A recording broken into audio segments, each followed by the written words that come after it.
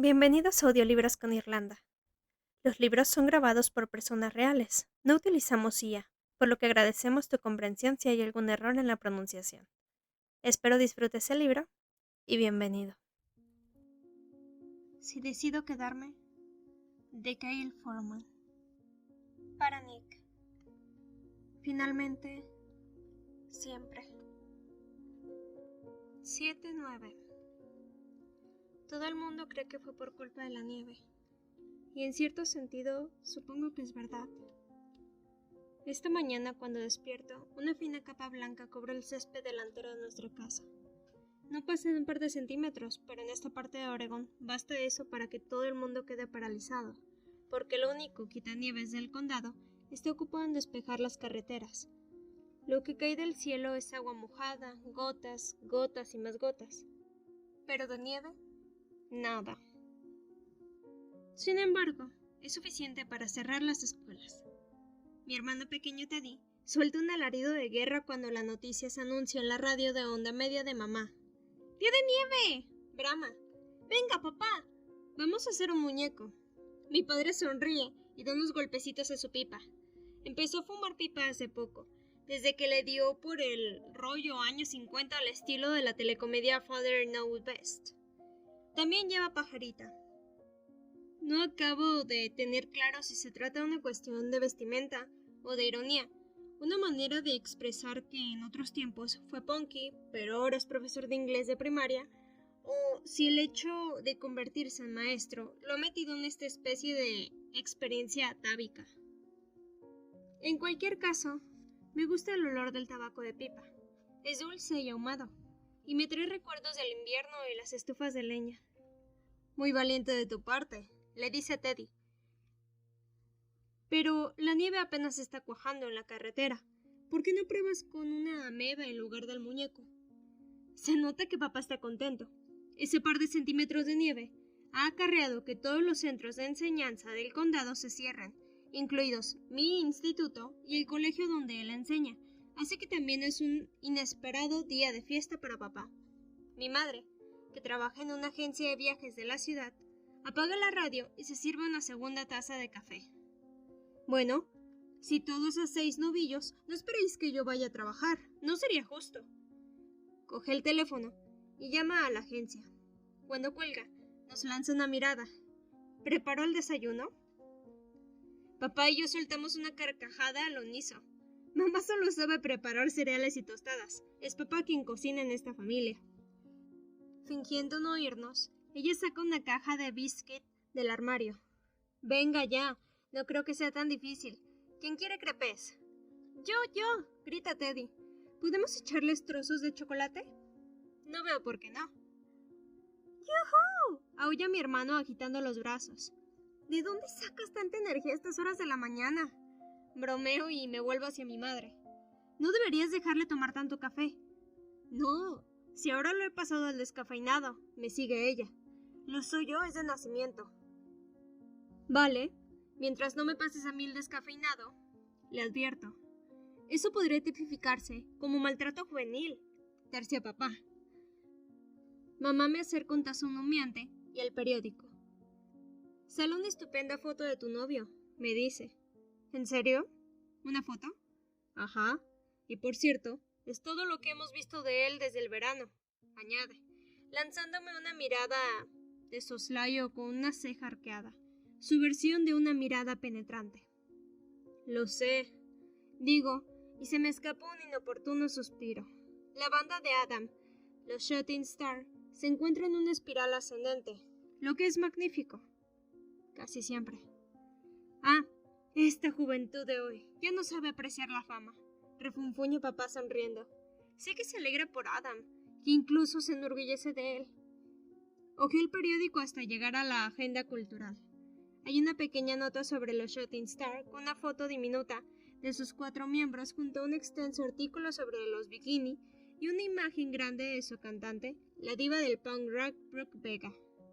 En la nota solo se dice que la banda local, Shooting Star, será la telonera de los bikini en Portland, una de las ciudades incluidas en su gira nacional. No menciona lo que para mí es una noticia aún más importante. que anoche los Shooting Star actuaron como grupo principal en un club de Seattle y que, según el mensaje que me envió Adam, a medianoche se agotaron las entradas. ¿Irás al concierto de esta noche?, pregunta papá. Pensaba ir. Depende de si cierran las carreteras por culpa de la nieve. Sí, menuda nevada se avecina, ironiza él, señalando un solitario cupo que desciende lentamente. Además, he de ensayar con un pianista universitario que la profesora se ha sacado de la manga, la señora Christie, que enseña música en la universidad antes de jubilarse y con la que he estudiado durante los últimos años. Siempre ando a la casa de víctimas que me acompañen, para que mantengas el nivel y les demuestres a esos creídos de Juilliard cómo se toca, arguye. Aún no me han admitido en Juilliard, pero la prueba me fue muy bien. La suite de Bach y la música de Shostakovich fluyeron de mi instrumento mejor que nunca, como si mis dedos fueran una prolongación del arco y las cuerdas. Cuando acabé de tocar jadeante y con las piernas temblorosas, uno de los examinadores aplaudió un poco, lo que imagino que no ocurre con frecuencia. Al salir, me dijo que hacía mucho tiempo que no se veía a una joven campesina de Oregon en Juilliard. La profesora Christie se lo tomó como un indicio de que iba a ser aceptada. No sé. Tampoco estoy segura del 100% de querer que me acepten. Igual que ha ocurrido con la meteórica ascensión de los Shooting Star, mi ingreso en Juilliard daría pie a ciertas complicaciones, o sea, agravaría las ya surgidas durante los últimos meses. Necesito otro café. ¿Alguien se apunta?, pregunta mamá acercándose con la vieja cafetera eléctrica. Olisqueó el aroma intenso y untuoso de la variedad francesa de café torrefacto que preferimos en casa. Con solo olerlo ya te espabila. Quizá me vuelva a la cama, anuncio. Tengo el cello en el instituto, así que ni siquiera puedo ensayar. ¿Todo un día sin ensayar?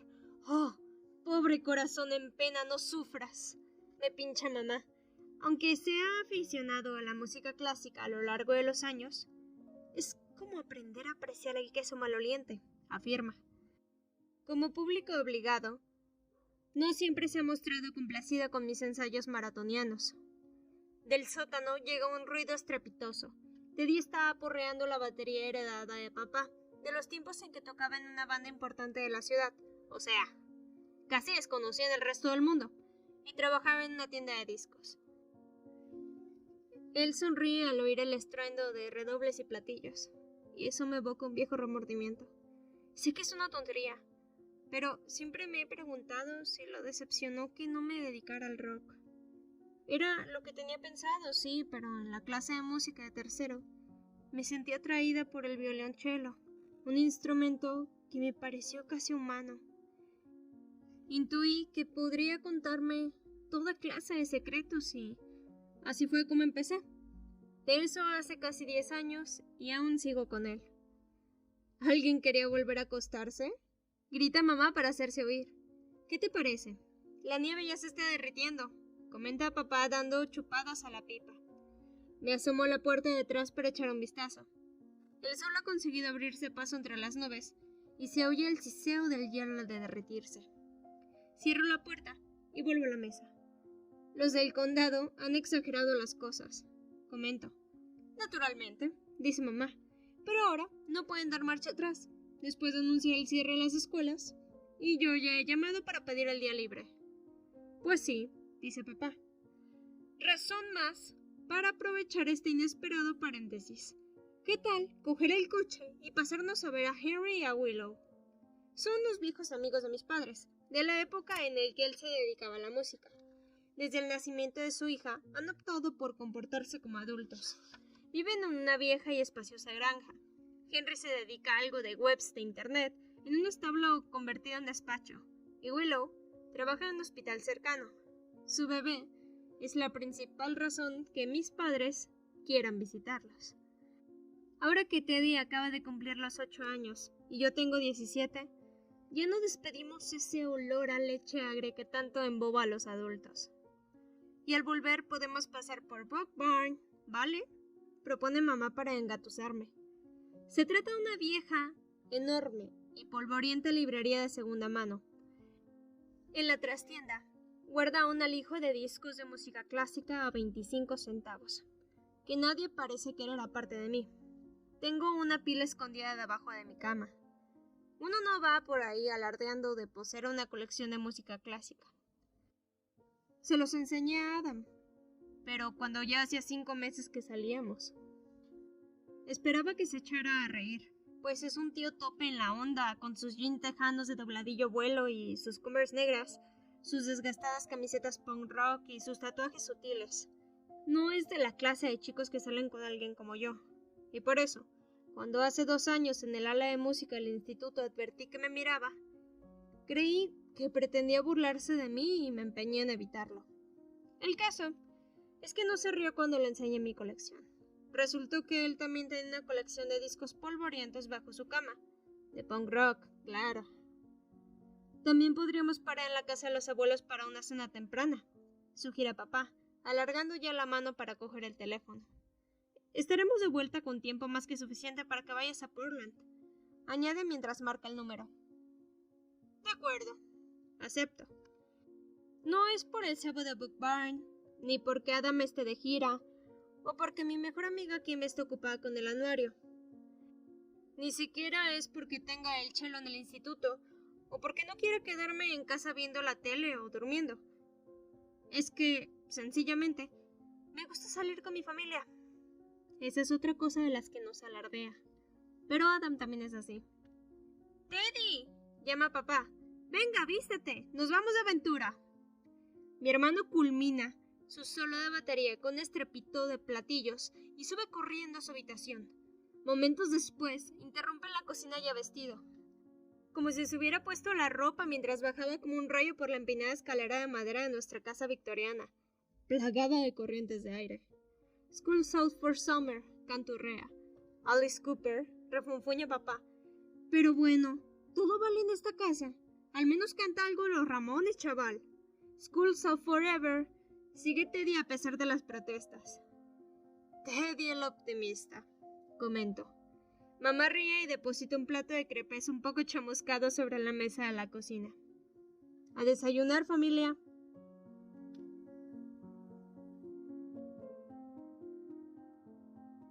(8:17) Subimos al coche, un buique rumbroso, que ya era viejo cuando nos los dio la abuela al nacer Teddy. Mis padres me preguntan si quiero conducir. No quiero. Papá se sienta al volante. Ahora le gusta conducir. Se había negado tercamente a sacarse el carnet durante años e insistía en ir en bicicleta a todas partes. Cuando tocaba en la banda, su negativa a conducir obligaba a los demás a turnarse al volante, algo que les exasperaba. Mamá era más insistente. Le daba la lata, trataba de engatusarlo y a veces le gritaba que obtuviera el permiso de una vez, pero él se obstinaba en que prefería pedalear. Entonces ponte a fabricar una bicicleta en la que quepamos los tres y no nos mojemos cuando llueva, le exigía ella. Y él siempre se reía y aseguraba que lo haría. Pero cuando mamá se quedó embarazada de Teddy, se plantó y dijo basta. Papá pareció comprender que algo había cambiado. Dejó de discutir y se sacó el carnet. También volvió a estudiar para obtener el título de profesor. Supongo que no pasaba nada por seguir siendo inmaduro con un hijo, pero con 2 había llegado la hora de convertirse en adulto, la hora de ponerse pajarita. También la lleva esta mañana, a conjunto con una chaqueta jaspeada y zapatos vintage con puntera. Ya veo que te has vestido para la nieve, le digo. Soy como el correo del zar, replica rascando el hielo del coche con uno de los dinosaurios de plástico que Teddy suele dejar esparcidos por el césped. Ni la lluvia, ni la sellisca, ni 1 centímetro de nieve me obligarán a vestirme como un leñador. Oye, que yo vengo de una familia de leñadores, le advierte mi madre. Nada de burlarse de los blancos pobres de este país. Nada más lejos de mi intención, milady. Solo me refería a un contrastante de estilos. Papá tiene que darle al contacto varias veces para que el coche arranque por fin con un ruido ahogado. A continuación, se produce la habitual batalla por el dominio de la radio. Mamá quiere la emisora NPR. Papá prefiere Frank Sinatra. Teddy exige Bob Esponja. Y yo querría la emisora de música clásica. Pero siendo la única aficionada a los clásicos de la familia, estoy dispuesta a conformarme con los Shooting Star. Papá interviene. Dado que hoy todos nos estamos saltando las clases, deberíamos escuchar las noticias si no queremos sufrir de ignorantis. Ignorantemia, lo corrige mamá burlona. Él pone los ojos en blanco, le aprieta la mano y carraspea de esa forma tan profesoril. Como decía, primero la NPR y luego de las noticias, la emisora clásica. Teddy, no vamos a torturarte con eso, puedes ponerte un CD. Decide y desconecta el reproductor de CD portátil que tiene acoplado a la radio. Pero cuidado, Alice Cooper no está permitido en mi coche. Mete la mano en la guantera y revuelve en el interior. ¿Qué tal, Jonathan Richman? ¡Quiero Bob Esponja! ¡Mira, ya está puesto! Grita Teddy dando botes y señalando el portátil. Por lo visto, los crepes con trocitos de chocolate y sirope han disparado su hiperactividad. Hijo, me decepcionas, bromea papá. Tanto Teddy como yo nos hemos creado con las tontorronas melodías de Jonathan Richman, el santo patrón musical de mis padres. Una vez hecha la selección de la banda sonora, nos ponemos en marcha. Hay algo de nieve en la carretera, pero en su mayor parte solo está mojada.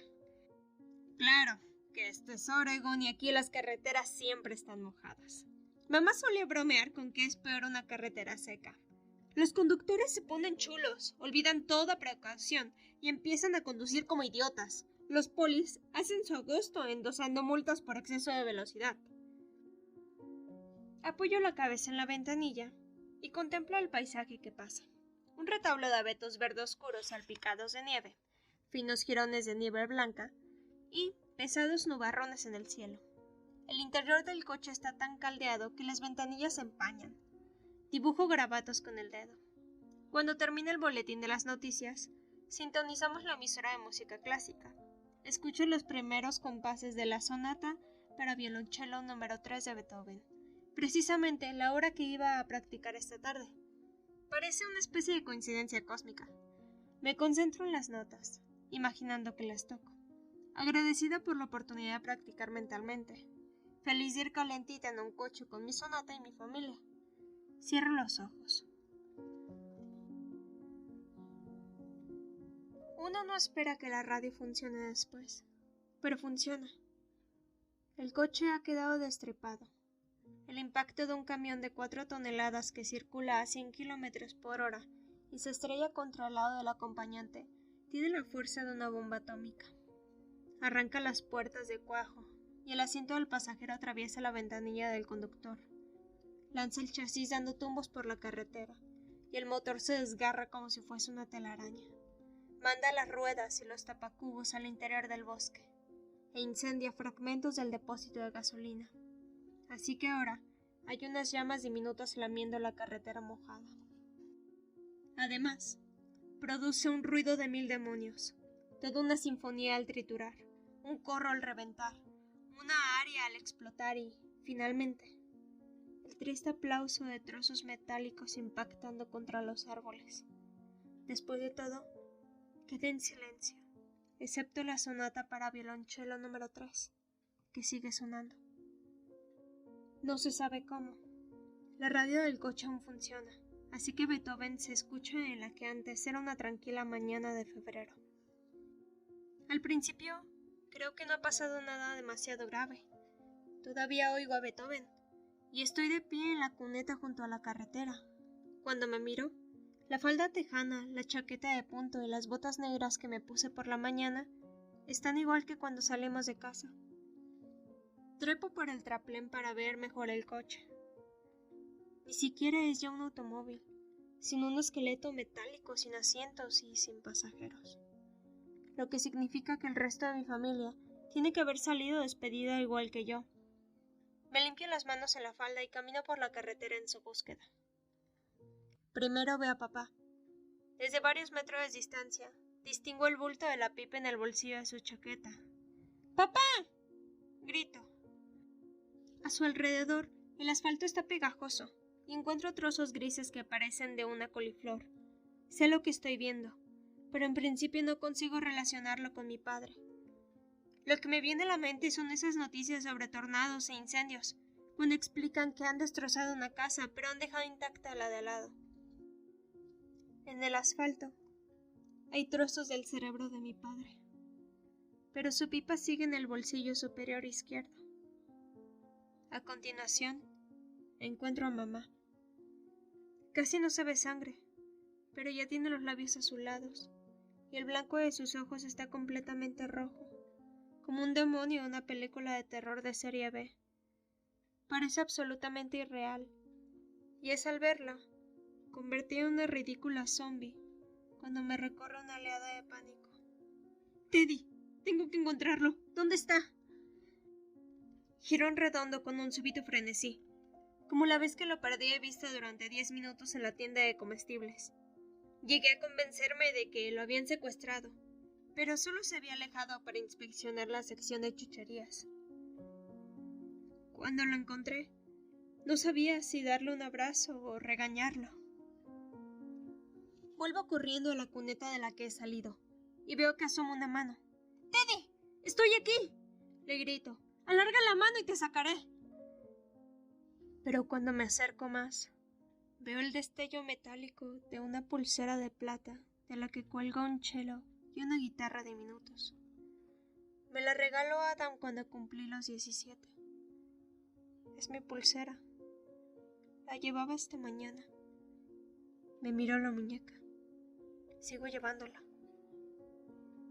Me aproximo y compruebo que no es Teddy quien yace en la cuneta. Soy yo. La sangre del pecho me ha empapado la camisa, la falda y la chaqueta de punto. Y ha teñido la nieve, con gotas que parecen de pintura. Tengo una pierna retorcida y desgarrada, con el hueso a la vista. Tengo los ojos cerrados y el pelo castaño oscuro ensangrentado. Me doy la vuelta. Algo falta. Esto no puede estar ocurriendo. Somos una familia que ha salido en coche.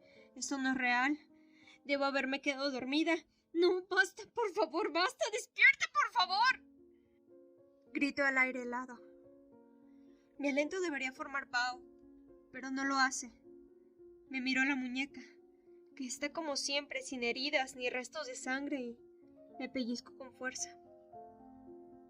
No siento nada. No es la primera vez que sufro una pesadilla. He soñado que me caía a un abismo, que tocaba un recital sin saberme la partitura o que rompía con Adam, pero siempre he logrado abrir los ojos en el último momento, levantar la cabeza de la almohada y detener la película de terror que se desarrollaba tras mis párpados. Lo intento de nuevo. ¡Despierta!, chillo. ¡Despierta, despierta, despierta, despierta! Pero no despierto. Entonces oigo algo. La música. Aún oigo la música, así que me concentro en ella. Toco las notas de la sonata para violonchelo número 3 con los dedos, como suelo hacer cuando escucho las obras que estoy practicando. Adam lo llama air cello. Siempre me dice que un día tendremos que tocar a dúo, el air guitar y yo air cello. Al acabar, podemos romper los instrumentos como los Who. Sé que te molaría. Bromea. Sigo concentrado en tocar en el aire, hasta que el coche exhala su último aliento y la música se apaga con él. No pasa mucho rato hasta que se oyen las sirenas.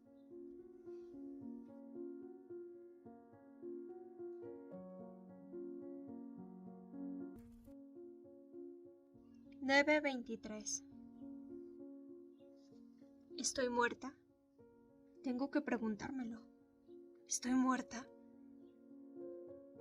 Al principio parecía obvio que estar allí de pie, viéndolo todo, era solo temporal, un interludio antes de la luz blanca y la vida entera pasando por delante de los ojos en un instante, mientras me dirigía allá, donde tuviera que ir. Pero ya han llegado los sanitarios. además de la policía y los bomberos. Alguien ha cubierto a mi padre con una sábana, y un bombero está cerrando la bolsa de plástico en que han metido a mamá. Habla de ella con otro bombero, que no aparenta más de 18 años. El mayor le explica al novato que seguramente mi madre fue la primera en recibir el golpe, y que murió en el acto, lo que justifica la ausencia de sangre. Parada cardíaca instantánea, dice. Cuando el corazón no late, no hay hemorragia. Te vas desangrando poco a poco. No quiero pensar en eso, en mamá desangrándose poco a poco. Así que reflexiono en cuán adecuado resulta que fuera la primera en recibir el golpe, amortiguándolo para nosotros. No ha sido elección suya, obviamente, pero la cuestión es que así era ella. Pero estoy muerta. Mi cuerpo tendido en el borde de la carretera, con una pierna colgando en la cuneta, está rodeada por varios hombres y mujeres que se afanan frenéticamente y me inyectan no sé qué. Estoy medio desnuda. Los sanitarios me han rasgado la camisa. Tengo un pecho al aire. Aparto la vista por vergüenza. La policía ha colocado balizas luminosas a lo largo del perímetro del accidente. A los coches que llegan les indican que den media vuelta. La carretera está cerrada. Los agentes sugieren rutas alternativas, carreteras secundarias que llevarán a los automovilistas a sus destinos. No obstante, muchos coches aparquean cerca. Sus ocupantes se apean, rodeándose el cuerpo con los brazos por el frío. Observan la escena del accidente. Luego, apartan la mirada, algunos sollozando. Una mujer vomita entre los helechos de la cuneta. Y aunque no saben quiénes somos, ni lo que ha ocurrido, rezan por nosotros. Percibo que rezan. Eso también me hace pensar que estoy muerta. Esto, y el hecho de que mi cuerpo parece completamente inerte. Además, al mirarme la pierna pelada hasta el hueso por la fricción del asfalto, sé que debería experimentar unos dolores atroces. Tampoco lloro, a pesar de que mi familia acaba de ocurrirle algo inimaginable. Somos como el huevo Humpty Dumpty del acertijo infantil, y ni todos los caballos y los hombres del rey juntos podrán recomponernos. Mientras medito todo esto, la sanitaria pelirroja y pecosa que ha estado asistiéndome responde a mi pregunta. 8 en la escala de coma. ¡Hay que intubarla ya!, grita. Ella y el sanitario de mandíbula cuadrada me meten un tubo por la garganta. Le acopla una bolsa con una pera de goma y empieza a bombear aire. ¿Cuánto tardará el helicóptero? 10 minutos, responde el sanitario, y 20 para regresar a la ciudad. Pues vamos a llevarla nosotros en 15 minutos, aunque tengas que correr como un condenado.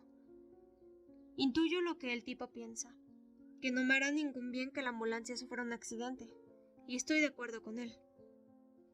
Pero no dice nada, se limita a apretar la mandíbula. Me meten en la ambulancia, y la pelirroja sube atrás conmigo. Sigue bombeándome aire con una mano, mientras con la otra ajusta el suero y los monitores. Luego me aparta un mechón de la frente. «Aguanta», me dice. Di mi primer recital cuando tenía 10 años. Por entonces, llevaba 2 cursos estudiando cello. Al principio solo en el colegio como parte de la asignatura de música.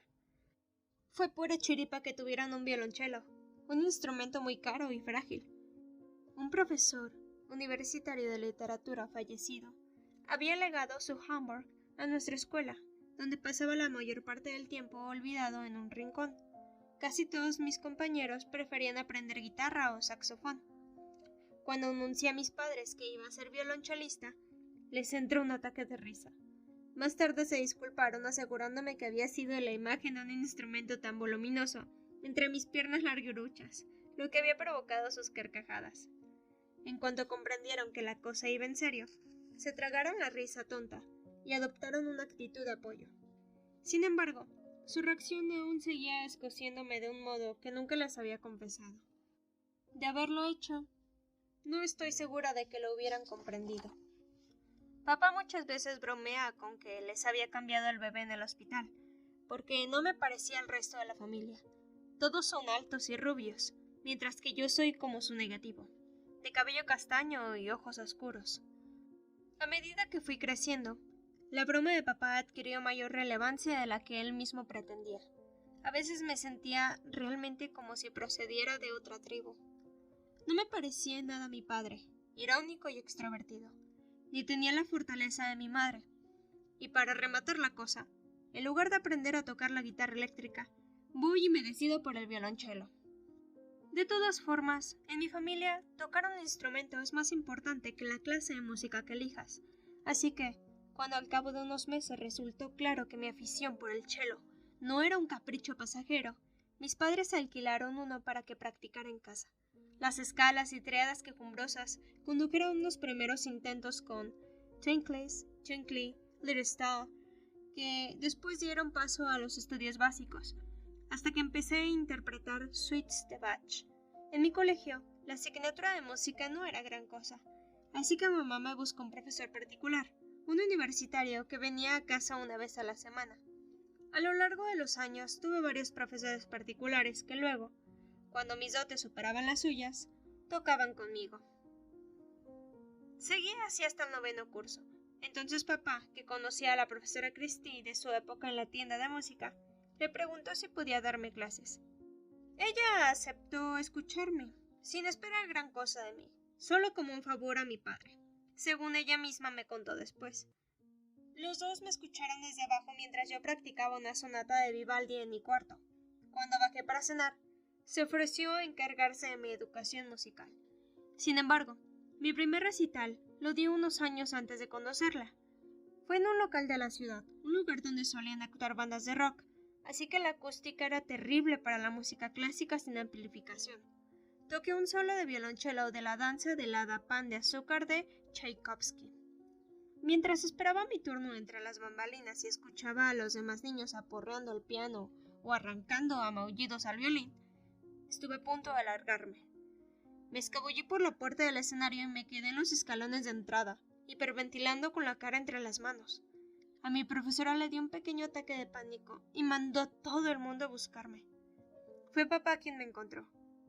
Por entonces, estaba iniciando su conversión de tío enrollado a tipo convencional.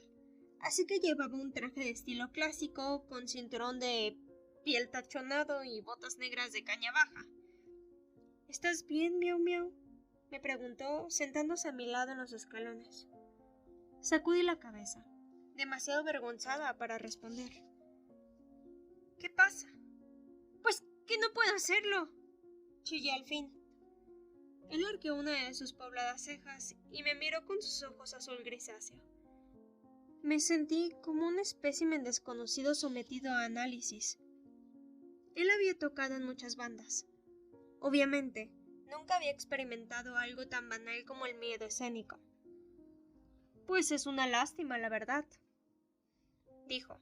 Iba a darte un regalo chulo después del recital. Algo mejor que unas flores. Dáselo a otra persona. No puedo hacerlo. Yo no soy como tú, mamá o Teddy. Mi hermano tenía solo 6 meses en aquella época. Pero ya había dejado claro que poseía más personalidad y energía de las que tendría yo en toda mi vida.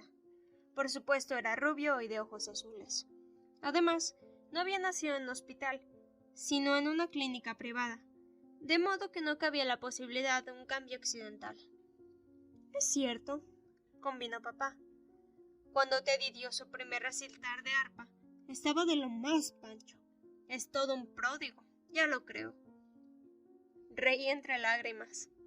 Él me rodeó los hombros cariñosamente. ¿Sabes? A mí me entraba mieditis antes de cada concierto. Lo miré. Papá siempre parecía absolutamente seguro de todo. Solo lo dices para animarme. No, en serio, afirmó, asintiendo con la cabeza. Me entraban unos nervios espantosos, y eso que era el de la batería y actuaba en el fondo del escenario. El público ni siquiera se fijaba en mí. ¿Y qué hacías?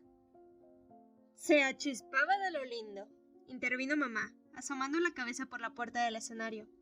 Llevaba una minifalda negra de vinilo, una camiseta roja de tirantes y a Teddy babeando alegremente en su mochila portabebés. Un par de litronas antes del concierto. Una terapia que no te recomiendo. Tu madre tiene razón. Los servicios sociales no celebran que los chavales de 10 años beban. Además, cuando se me caían las baquetas y vomitaba en el escenario, la gente lo consideraba un detalle punk. Pero a ti te censurarían sin piedad si se te cae el arco y hueles a cerveza. Los de la música clásica sois así de tiquismiquis. Me reí. Seguí asustada, pero me reconfortaba pensar que quizá el miedo escénico lo había heredado de papá. Después de todo, yo no era una niña expósita. ¿Y si meto la pata? ¿Y si lo hago remetadamente mal? Puede que esto te sorprenda, Mía, pero hay muchos chicos que van a hacerlo fatal, así que no van a fijarse precisamente en ti, aseguró mamá. Teddy lo corroboró con un chillido. Pero en serio, ¿cómo se hace para dominar los nervios? Papá sonreía, pero noté que se había puesto serio porque contestó en tono más pausado. No se hace nada. Simplemente te aguantas y al final se pasan. Y así fue como salí a escena. Mi ejecución no fue brillante. No alcancé la gloria ni obtuve una ovación, pero tampoco me salió mal del todo. Y después del recital recibí el regalo prometido. Estaba en el coche, en el asiento del acompañante, y tenía un aspecto tan humano como aquel primer cholo por el que me había sentido atraída 2 años antes. Y no era de alquiler. Era mío.